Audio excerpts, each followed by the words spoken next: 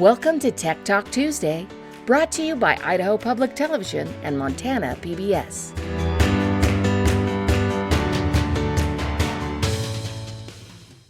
Welcome to Tech Talk Tuesday. I'm Nikki Bradenberg from Montana PBS, and with me are Carrie. I'm Carrie Wardle from Idaho Public Television. And I'm Mekca Wallace-Spurgin, Technology Director in Southern Iowa. This month of September, we're talking all about technology integration. And Carrie and I were excited to invite our friend Mekca here to join us. She used to work for PBS station, and that's how we met.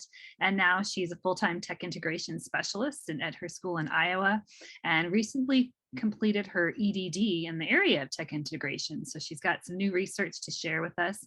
And Mekca, the big question that we wanted to have you answer for us is what does digital learning look like in this phase of the pandemic? You know, we're meeting teachers that are feeling pretty burned out by all the technology that they had to use in 2020 and 2021.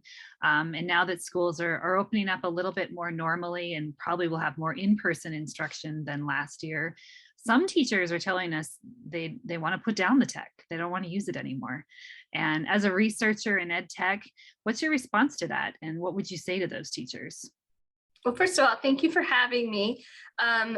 Prior to COVID, for about 4 years, we were collecting data here in the Centerville Community School District, and that data included how are teachers and students cognitively engaged when using technology. And so in the beginning of our research, we really found out that a lot of the technology was being used by the teachers standing at the whiteboard, presenting, lecturing. Really about 74% of the time we were seeing teachers use technology in that manner. We decided to get together on a monthly basis, have faculty collaborative sessions, and really talk about what true meaningful tech integration looks like, tech integration that increases higher, deeper thinking with our students. And so we were on that road for about, like I said, 3 or 4 years prior to COVID. And so I felt really good, honestly, in our district. Not only did we have the technology, we were already a one-to-one school district, but we had already made those gains in terms of how to truly integrate technology.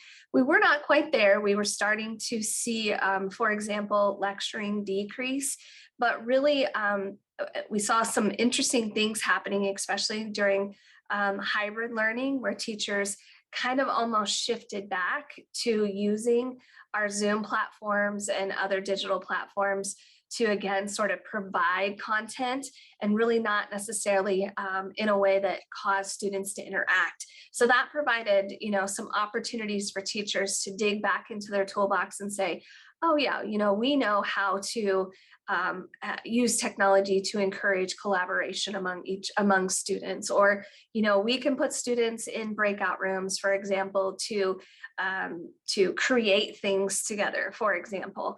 And then as you alluded to, Nikki, we did start to have some of that burnout, because it really does require additional planning on top of your content area. And we weren't always ready for our class of 25 students and maybe 6 would show up, for example, because we had busy homes and things like that. And so we did, start to see that burnout at the end of the school year. We're starting to gear up for next year with some excitement, hearing teachers say, well, I used this last year and it worked. These are practices that I'm going to keep in my classroom. And I think you're actually, absolutely correct that we will have some teachers that are just saying, I have my kids face to face. I just need to put this technology down. I feel like we've been staring at the computer all year. And so, we still have some challenges before us of what that's going to look like. I can understand, the need to just have that face-to-face, because I feel it in the professional development setting as well, as to want to sit in a room and talk to people in person. So what digital practices do you think are worth taking into this school year? Obviously, if we're in person, we don't need to worry about Zooms and breakout rooms and all of that. But what are the digital practices and tools that you saw in your research that you hope will make a comeback? So I use what is called the IPIT. So it's an instructional practice inventory specifically for technology use. And it's not a hierarchy at all, but when you code, it's a 1, 2, 3, 4, 5, or 6. And 1 is complete disengagement. And we do not ever want to see our students completely disengaged, because that's learning lost. We're never going to get that back again. And then when you start to get into the 2s and 3s, that's more lower level, our worksheets. Even, when we think about digital worksheets, for example, we're still using technology, but that's at a lower level. And so, that's something that we did probably use a lot of last year, if anything else, just in survival mode and trying to get that content out to our students. Level 4 is lecturing. So we did start to see an increase of more lecturing and more, again, using, a tablet or a Chromebook for digital worksheets, typing papers, doing some research, those sort of things. It's when we get into that magic, what we call 5s and 6s, that's the higher level. And the only difference between the 5 and the 6 is when you add collaboration, because we know that when kids get together in groups and they talk about their learning and they're creating things together, that's when the real learning takes place. And so our focus this year is to continue to move towards those 5s and 6s. And so looking more again at how can we use our digital platforms to encourage students to collaborate. And some of our teachers might say, well, we did that with Quizlet Live, or we did that, with maybe some of our Kahoots. While those are great platforms, you really still have to take a look at what is the content, that we're asking kids to do. Are we still going back to recalling and memorization, using those tools simply for, a study or a review, or how are we asking them to use tools? I have been embarking on some mini professional development for my teachers, trying to get them to understand to turn that over to students. So example, podcasts comes to mind. So, asking students in any subject area and really in any grade level, kids are always passionate about something.